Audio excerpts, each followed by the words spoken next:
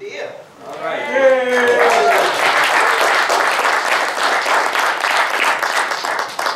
Before I start, I'm not gonna, can you hear me? Hold on, No, man. it's a microphone. You gotta do that or this, but this one you gotta talk. Okay, Right it into wasn't the- working, okay. Okay, thank you.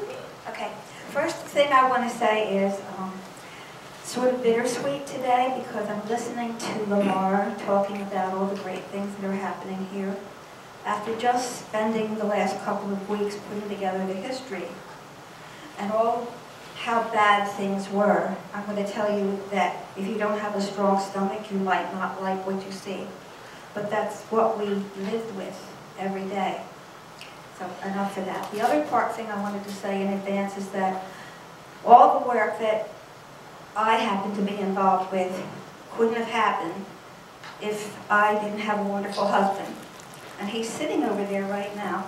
He brought me here today.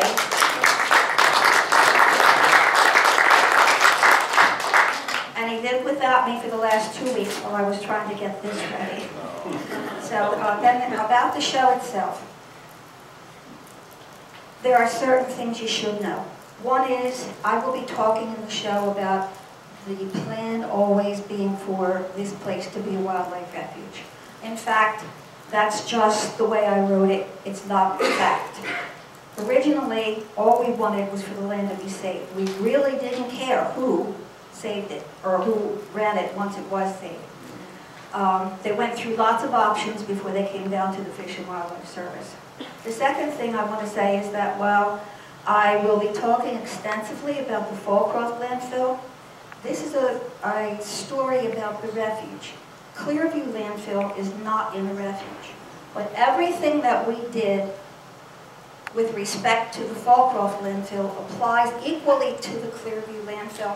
I'm just not going to be using the words Clearview in this show. And with that, the other thing is that a lot of the pictures in here are not of quality.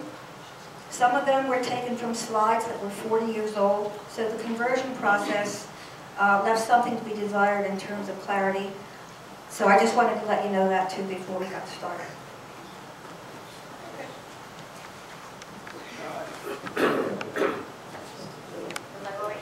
That sounds good. I think I need to, is it on? I'm gonna put this one on. It'll be easier for you.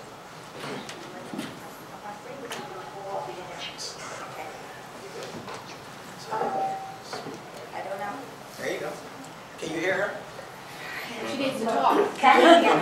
Because I'm going to turn We're getting some feedback or occasionally something to about be looking at this. This is the story, or the history, of the founding of the John Heinz National Wildlife Refuge at Tinicum. It's a story that spans 35 years. And it unfolded in 2 drama-packed chapters. It's a miracle this refuge ever happened.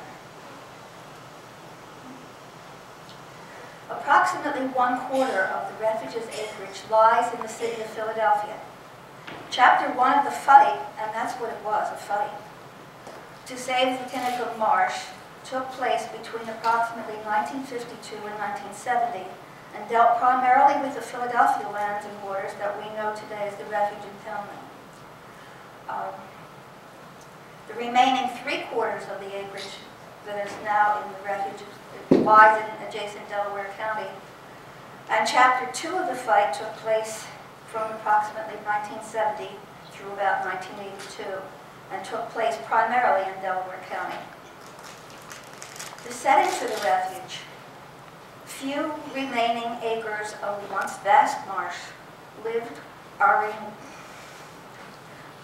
lie within a highly industrialized corridor in southeastern Pennsylvania. I also want to mention that I'm going to be talking about Tinicum Marsh because that was the battle cry. Tinicum Marsh had to be saved. It happens to be called the Heinz Refuge today, but I'm not going to be referring to it in here as the Heinz Refuge. It's Tinicum Marsh. It's surrounded by an international airport, a sewage treatment plant, and a tank farm. At the time, it was also surrounded by a smoke-belching, water-polluting incinerator and an unsanitary Fallcroft landfill. Interstate highway goes right by the refuge, and high-density residential development. Less Google, because I didn't have any good pictures, but the Google shows you just how many houses are packed so close to the refuge. Given the potential for the adverse impacts from any of Tinicum Marsh's immediate surroundings, only a few die-hard visionaries believed that this was a likely spot for a national wildlife refuge. Our story begins in the early 50s when developmental pressures on the area started escalating. It was then that two opposing views for the future of Tinicum Marsh began to emerge. One view called for filling the marshes and later making it into an industrial park, while the other view called for preserving them forever as a national wildlife refuge. In response to the growing pressures on Tinicum Marsh, Chapter 1 of the fight began. Alston Jenkins and several other DVOC, that's Delaware Valley Ornithological Club, members founded a group that they called the Tinicum Committee, and that later became the Philadelphia Conservationists. And then they formed a support group called the Friends of Tinicum Marsh. Over the next 20 years, they worked tirelessly with primary emphasis on the Philadelphia's portion of Tinicum Marsh. They negotiated with Gulf Oil and the City of Philadelphia, arranging for Gulf to donate 150 acres of wetland to the city and for the city to manage it as a wildlife preserve. I want to interrupt myself here too to say that the figures I got here came from testimony that Alston Jenkins offered in Congress. So he said it was 150 acres, but I'm not sure that I hear people here saying that it was 150 acres. So I just wanted to let you know that my figures came from Alston Jenkins directly. Then the Philadelphia Conservationists negotiated with the Corps of Engineers to donate 70 more acres to the city as part of the wildlife preserve, and that area, whole area today is known as the Refuge impoundment. The Conservationists paid for the construction of a little visitors building on the edge of the impoundment, and also paid for the park warden, Jim Carroll. They paid his salary. The first building was destroyed by arson, and a second building was constructed, and it too was destroyed by arson. Maybe you recognize that this structure today is the observation platform. The Philadelphia Conservationists added their strength in negotiations with PennDOT to realign I-95 away from the wildlife preserve. And they also brought a successful suit in federal court to halt the expansion of the Fallcroft landfill. Now, if I could work this thing, I think, there it is. When I'm talking, that is where 95 was going to come across the bow of Darby Creek and then go beyond this down here and go through the back end of the wildlife reserve. This was the Fallcroft landfill. Notice how it sticks out like a thumb into the marsh. It covers an area that used to be called Hay Island. It was farmed by the Swedes when they first came here. What a heck of a thing to happen. Okay.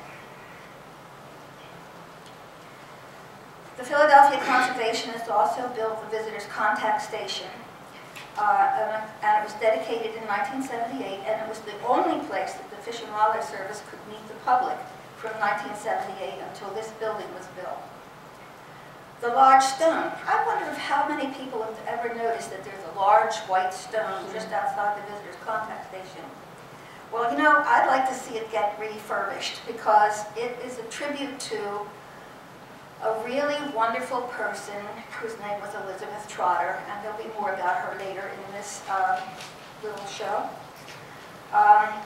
The Philadelphia Conservationists, I guess, had got some kind of loan to build this building because I heard them say that as part of the building here, they had to do something for the arts.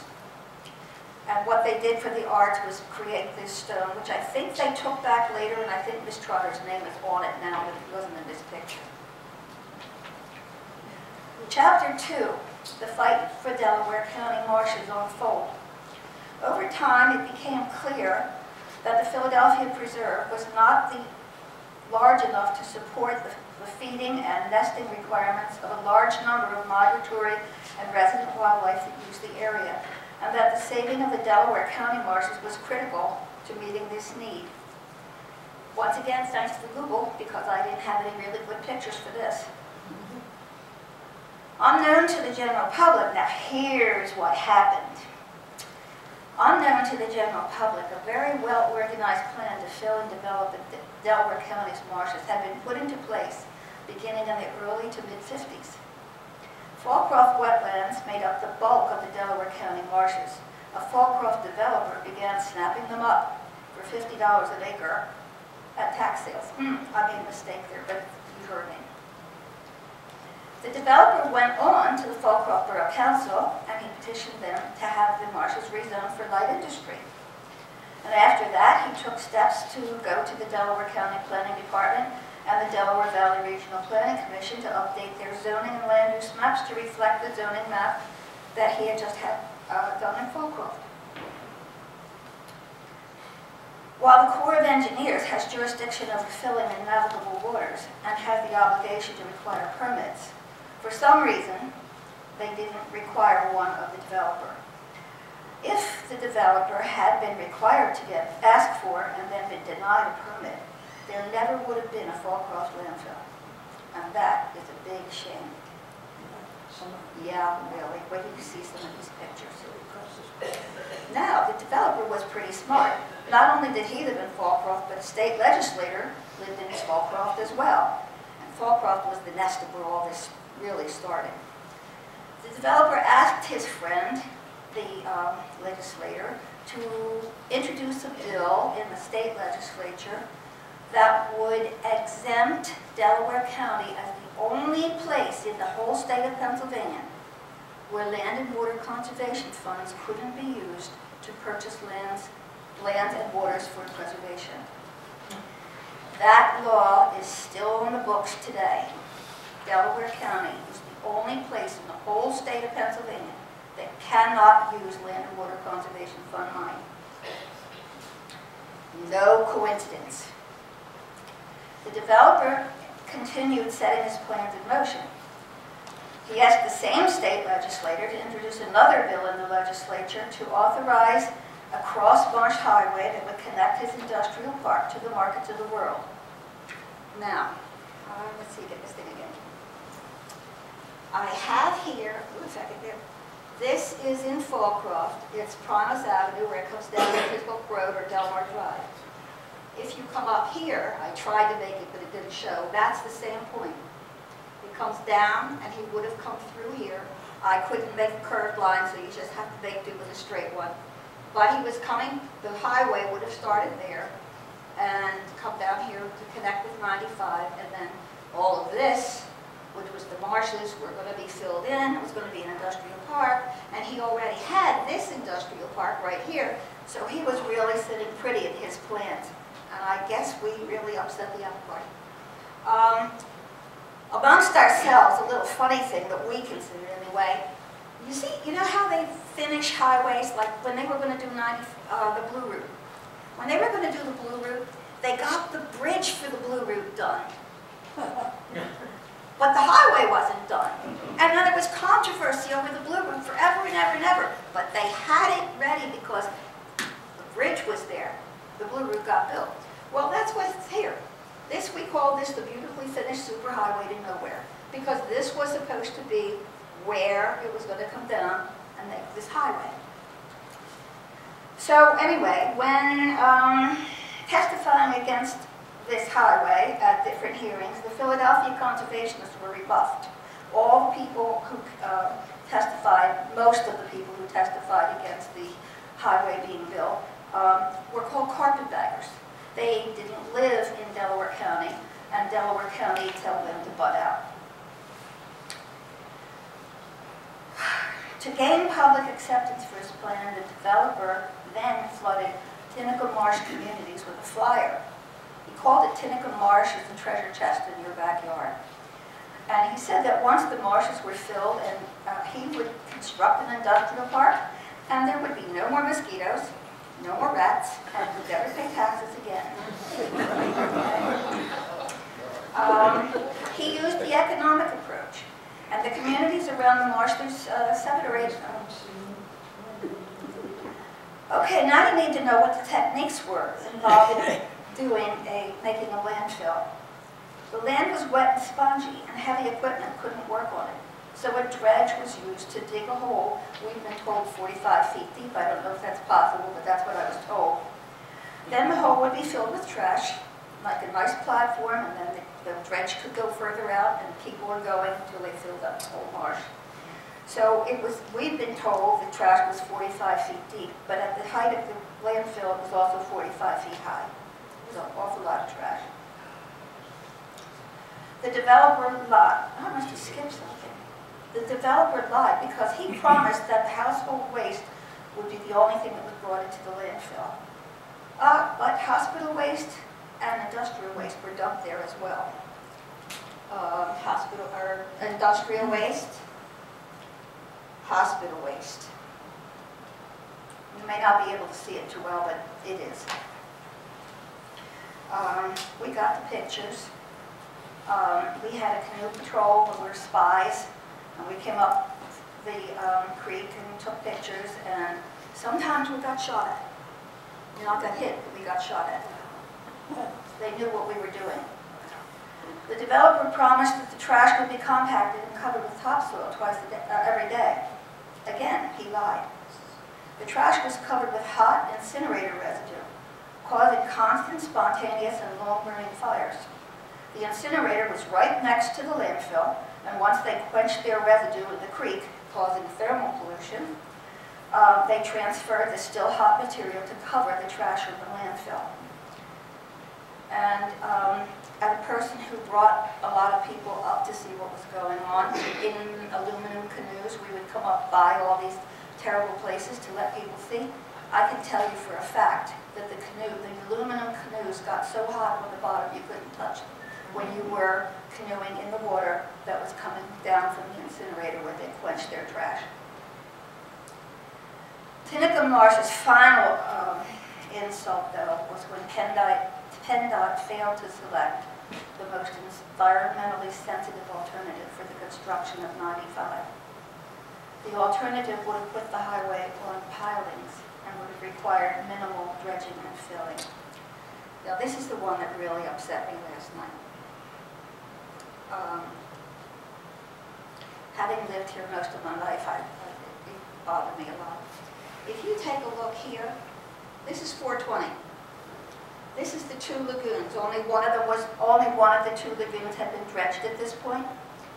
Here's your cloverleaf for I-95.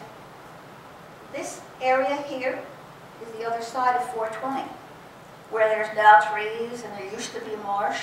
That's nothing but sand. So 95 was constructed with a lot of dredging and filling that didn't need to be done. This whole area was lost. There's an area up here in the creek that was dredged out. That was marsh. And of course this other lagoon was formed. The reason they didn't dredge the whole thing in here is because there's oil pipelines that run through there, and they had to move a corridor of land to support the pipelines. This one made me sick because I remember driving by when it was going on, and it wasn't nice at all. And so it brought back too many memories of an unnecessary loss. Oops, wrong one. Instead, they selected what I call the developer's dream and constructed the highway on a raised berm.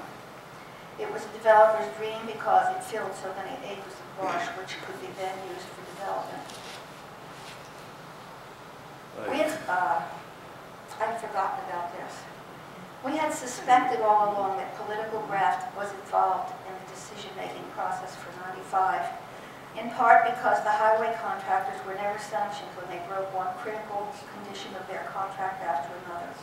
I remember, without knowing exactly, but I remember there would be something in the paper about 95 and them dredging where they were supposed to do something else instead, but they kept on going and they just one excuse after another, but nothing stopped them.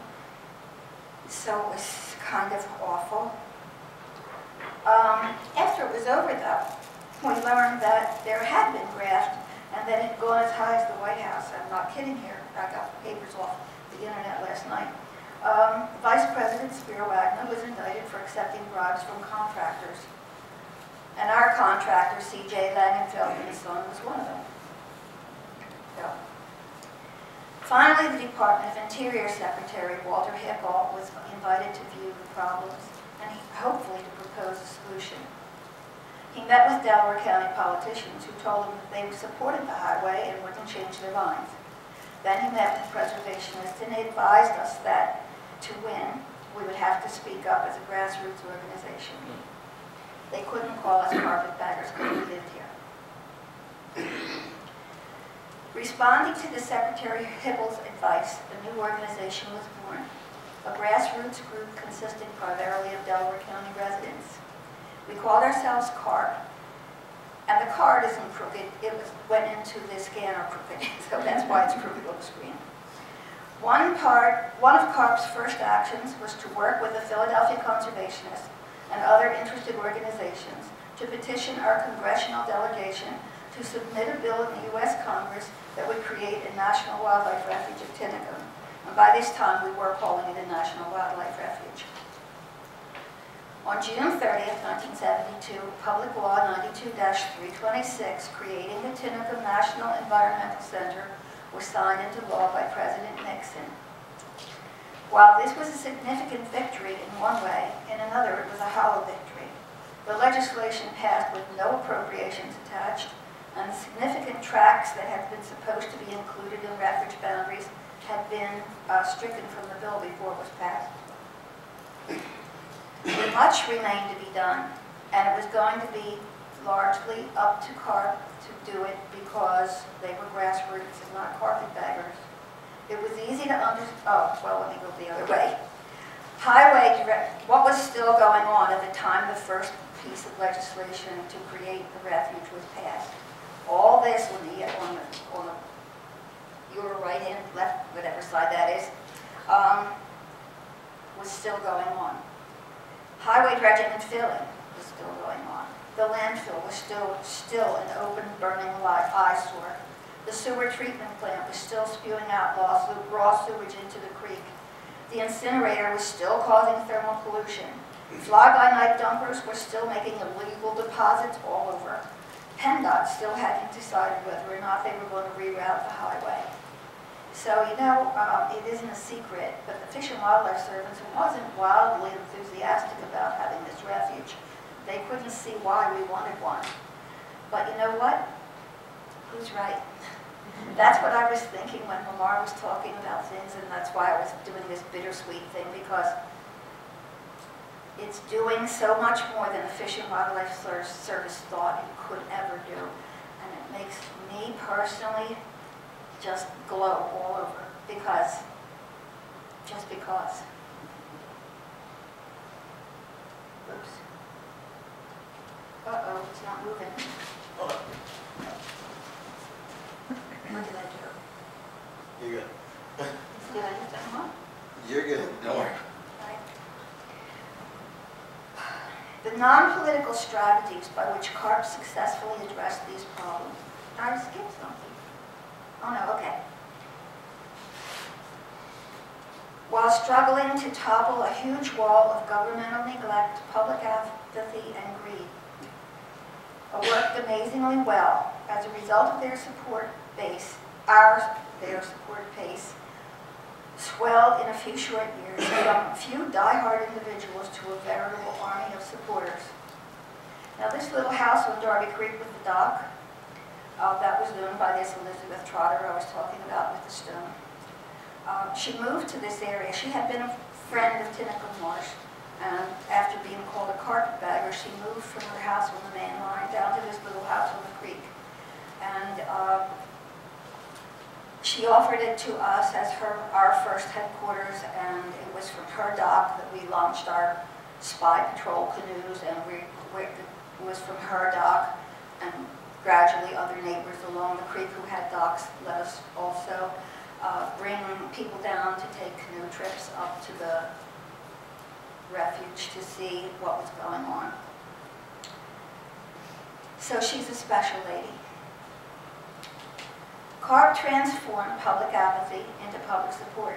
Strategy number 1, Tinicum Marsh was mostly inaccessible to the public, so they couldn't visualize what the area looked like. The CARP brought people from all walks of life in canoes on walking tours several times a month to see for themselves how awful things were. Everyone came away energized and ready to join the fight to save the marshes, and nobody ever fell in.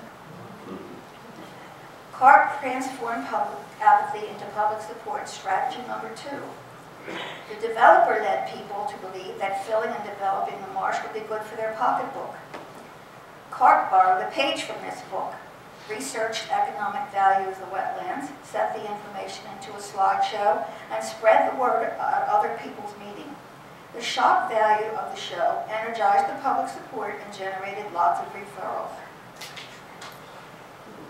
And that's when my husband really missed me, because I was out a lot.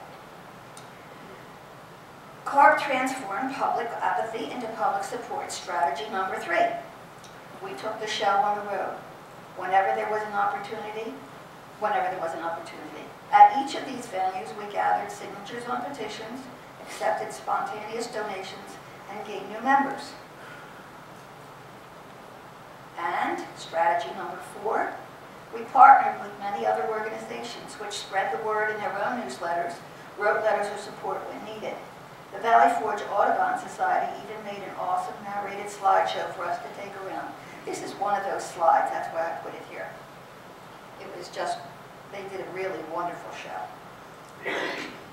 Strategy number 5, we often staged publicity events with lots of friendly news media to give us attention.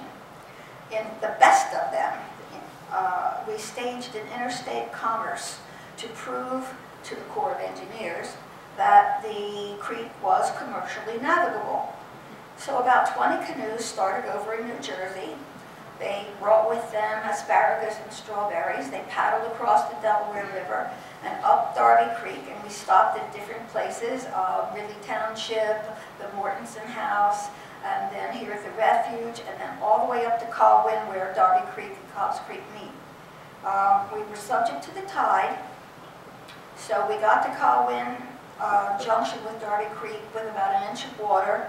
And we had to really quickly trade and then get out, because otherwise we would get stuck, because there's not much of a tidal influence up there. We had minstrels with us, we had the TV with us, we had a really great time. But the Corps of Engineers didn't change their mind. CARP transformed public apathy into public support and gained an army of individuals, organizations, and even politicians that wanted to save Tinicum Marsh. I copied this from some files that I still have at home.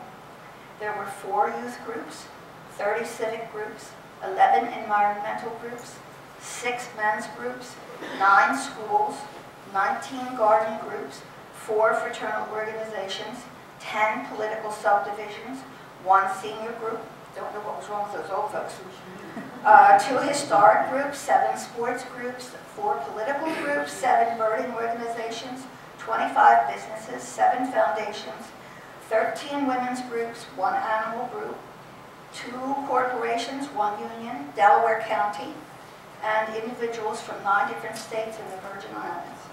That was quite impressive. CARP gained the respect and support of governmental officials. First strategy, we developed a strong working relationship with the state environmental officials, including the Environmental Strike Force, that was their attorneys, which resulted in our being able to halt fly-by-night dumping. Dumpers were heard to complain. I got to tell you this story. There were a couple of Penn State Cooperative Research students working here at the Refuge. We let them use Miss Trotter's house after she left. They were one day over at one of the hotels, Holiday Inn, I think, having lunch. And while they were sitting there, there were 3 or 4 businessmen at the table next to them.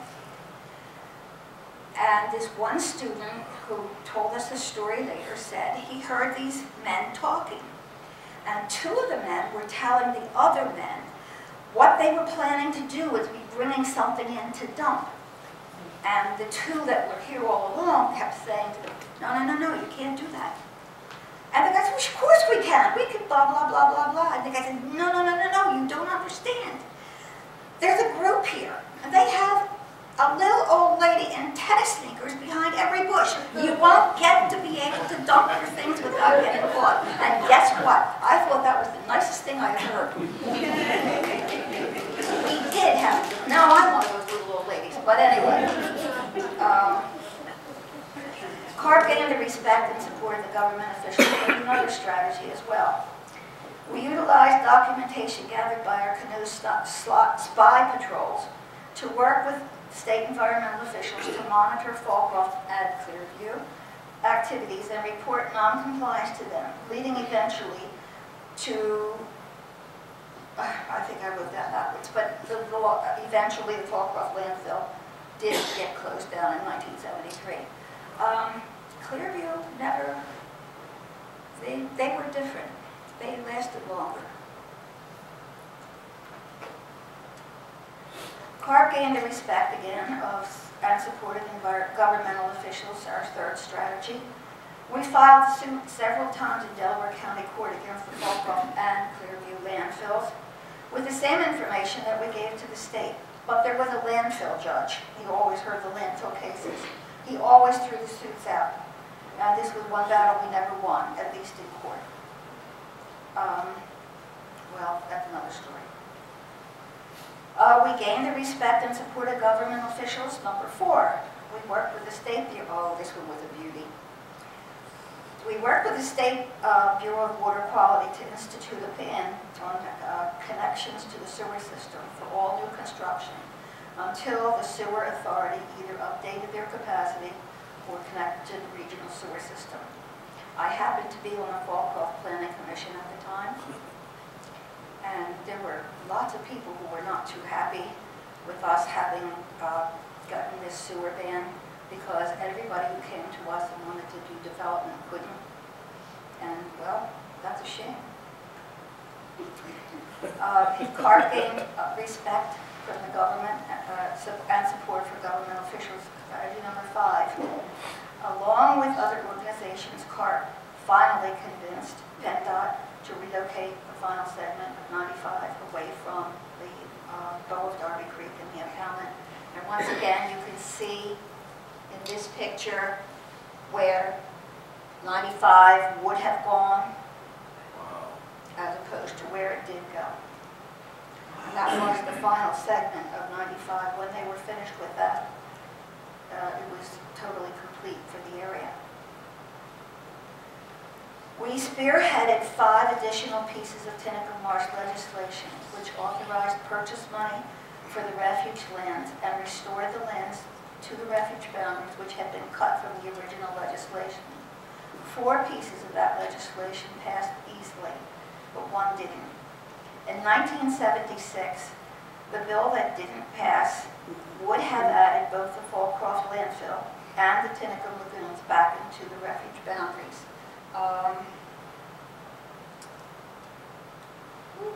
Fallcroft landfill was up here. The Tinicum lagoons were down here. Both of them had been included in the original legislation and stricken. Political stuff.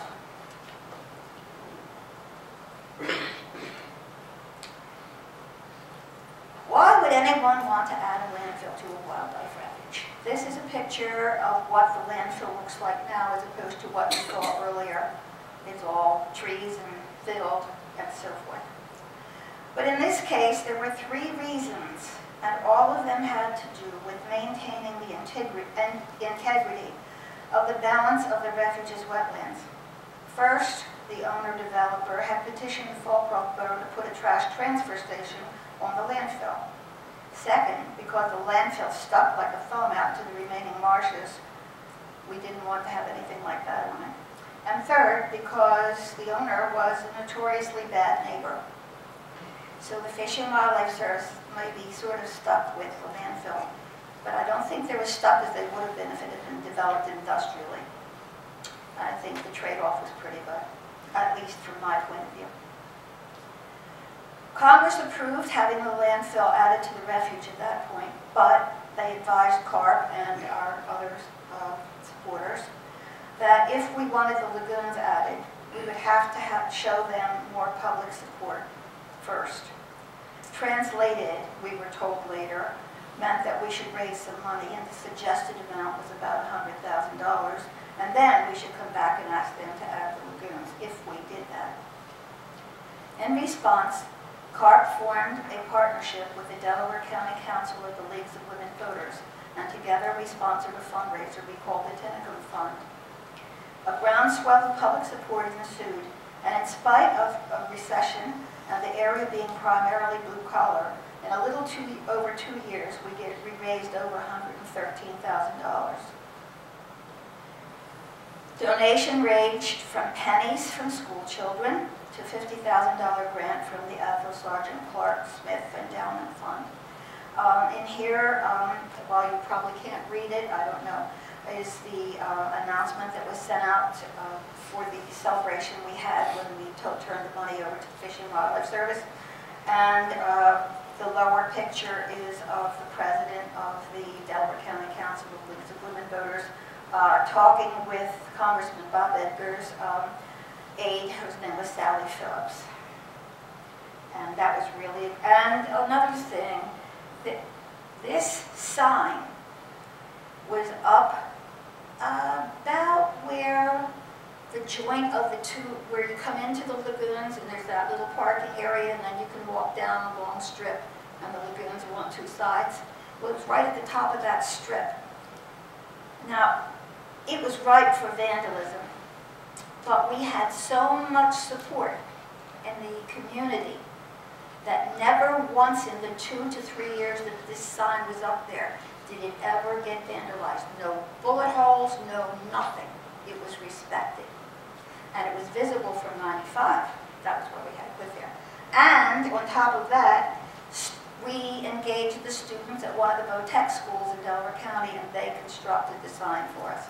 So it was a total community effort. CARP, our partners and supporters, went back to Congress 2 more times after the lagoon fundraising had been completed. The first of those 2 times was to have the lagoons added to the refuge boundaries, and the second was a request for additional purchase money funds. Congress finally authorized an amount up to $19.1 million in perpetuity. That means that there's no expiration date on when that money needs to be spent. It's my understanding, I don't know whether I'm correct or not, but it's my understanding that most of the time when Congress authorizes funds, they have an end date by which they must be used. And if they're not used by that date, they disappear. But on the books, our money is in perpetuity. It's never going to expire. Unless Congress goes bankrupt. CARP's economic arguments. I had to put this in because I said we just developed economic arguments that sold the public on wanting to help us save Tinicum Marsh.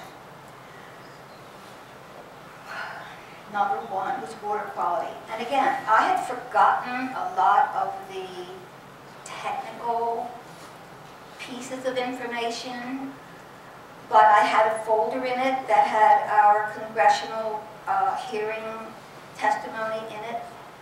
And when we wrote the testimony for Congress, we had the facts at our fingertips. And I had forgotten them. But when I read the testimony over again, it gave me all the information I forgot. So now it's here in this too.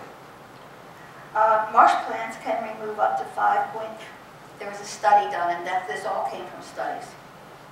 The marsh plants can remove up to 5.3 tons of chemicals per acre per day, and exchange that for 6.2 tons of oxygen per acre per day, at no cost to the taxpayer. Our second economic was talked about groundwater recharge.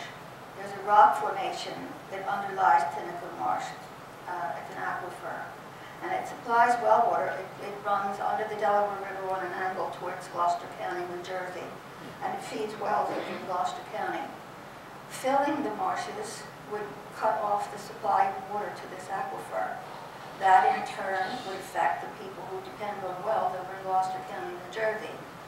Then they would have to pay to connect to public water, while the developers were laughing all the way to the bank. And that's the way we put it to people when we took a slideshow. I just told you the rest of that. Anyway, leaving them open, water stays, and it's at no cost to the public.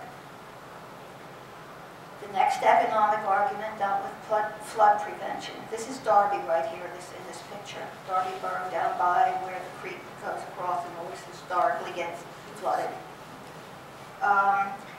The function of sponge-like wetland soils is to absorb water during peak periods of rainfall and to slowly release them during times of drought. Studies have shown that each marsh acre is capable of absorbing up to 640,000 gallons of water at no cost to the public. The next economic argument dealt with erosion control. During storms, water is channeled into storm drains and crashes downstream with enormous force. It tears soil from the stream banks, uprooting trees and eroding stream bank properties. But when this high-velocity water reaches a marsh, it spreads out. The velocity is reduced, and minimal, if any, erosion occurs. That's another free benefit. The next economic argument dealt with education and recreation. Tinicum Marsh has everything. It's an outdoor classroom utilized by students from preschool through university. It's a natural recreation area with trails, waterways for hiking and biking, canoeing and fishing, bird watching, or just plain relaxing. And it's all free and nearby. The next economic argument deals with noise control. You might not have thought of this, but if you ever traveled in a canoe out in the marsh, or even if you walk down into the deeper portions of the refuge away from here, the nearness of the Philadelphia International Airport in I-95 do make it a high noise area. The spongy marsh soils deaden much of that noise, and we've noticed while we're on canoe trips that the high walls of the plants around us as we're wending through the streams actually provide the same function. We could marvel, how can we be in the city? Can't tell you're in the city. And again, it's free. The next one deals with mental health.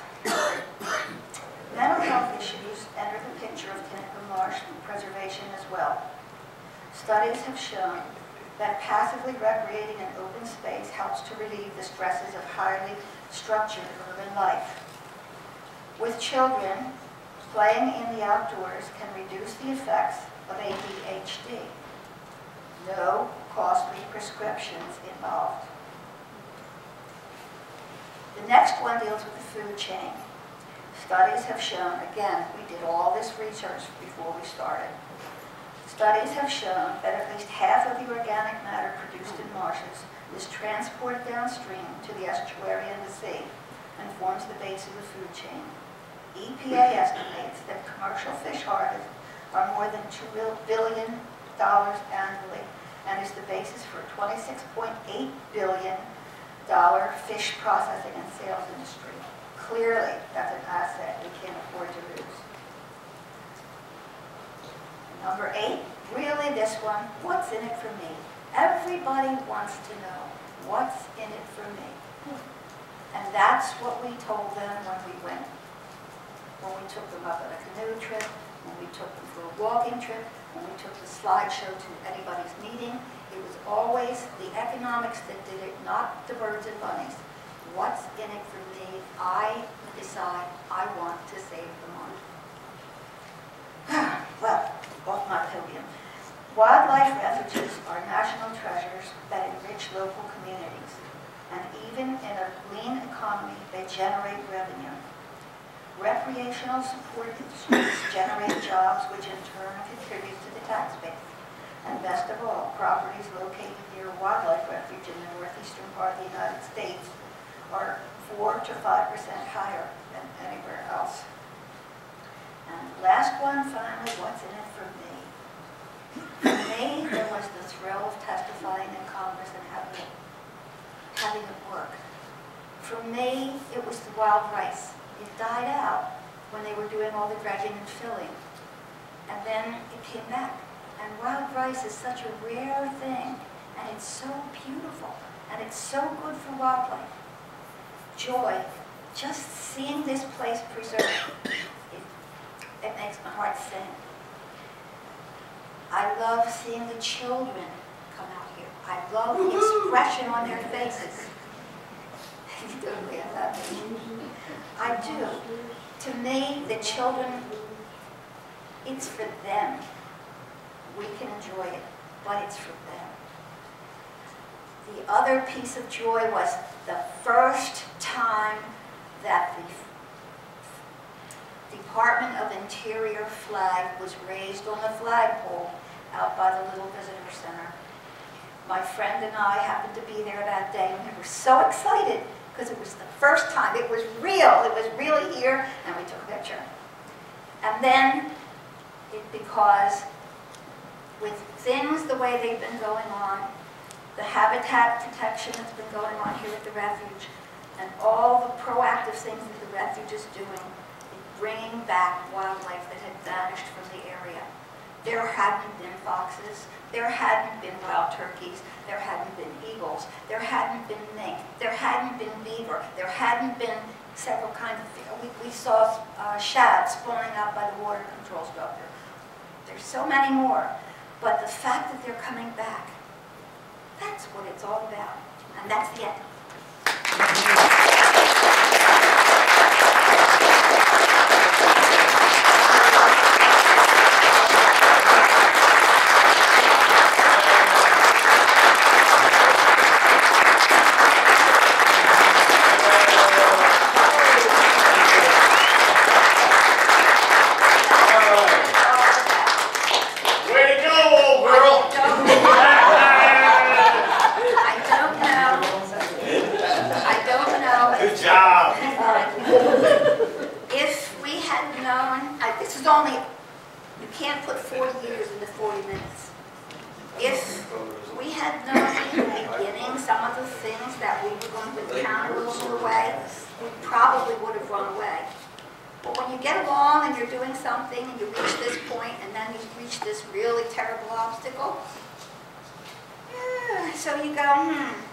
But I already did all this, I might as well keep going, and that's how it happened. But when you look back, it's amazing. Okay?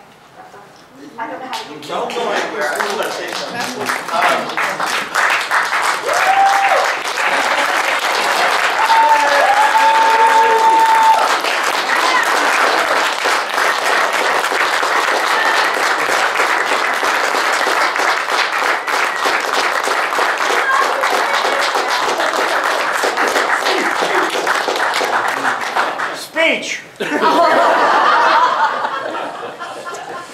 I just want to say something. That was a great presentation. Love the history. And only you could have told that, especially from the perspective of just one of the citizens of the community that was concerned. I want to say that the Fish and Wildlife Service has come a very long way, because it was a fight to get the service to buy into something like this, because the service doesn't do this kind of thing. There's very few places, and this is really one of probably 2 or 3 places of its kind in the Fish and Wildlife Service. It's a fight because the service looks at a place like this and says, it's sandwiched between an airport and you got a landfill over here, and they don't want to touch it. Well, it happened, and it happened because there was a lot of community action.